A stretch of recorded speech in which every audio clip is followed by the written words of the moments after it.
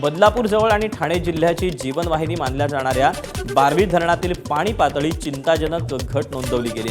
सध्या धरणात केवळ 32.31% इतका पाणीसाठा आहे। मान्सूनपूर्व पावसानं दडी मारल्यानं परिस्थिती अधिक गंभीर बनली।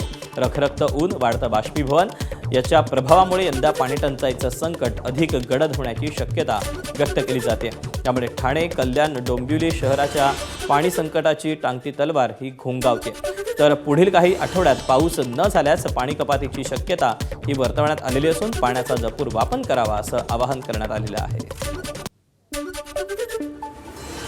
सध्या उभा आहे बदलापूर बारवी धरण परिसरामध्ये आणि आपण पाहू शकता या ठिकाणी मोठ्या प्रमाणात पाण्यामध्ये मोठ्या प्रमाणात घट झालेली पाहायला मिळत आहेत। एकंदरीत पाहायला गेलं तर 25 मे रोजी या आकडेवारीनुसार धरणात सध्या 60.69 मीटर इतकं पाण्याची पातळी असून म्हणजेच 32.31% थेट पाण्याचा साठा या ठिकाणी उपलब्ध आहे। हवामान खात्याच्या नुसार पुढील काही आठवड्यात चांगला पाऊस झाला नाही तर प्रशासनाने यावेळेस नागरिकांना जपून पाणी वापरण्याचे या ठिकाणी संकेत आणि त्याबरोबर सूचना देखील दिलेल्या आहेत। एबीपी माझा, उघडा डोळे बघा नीट।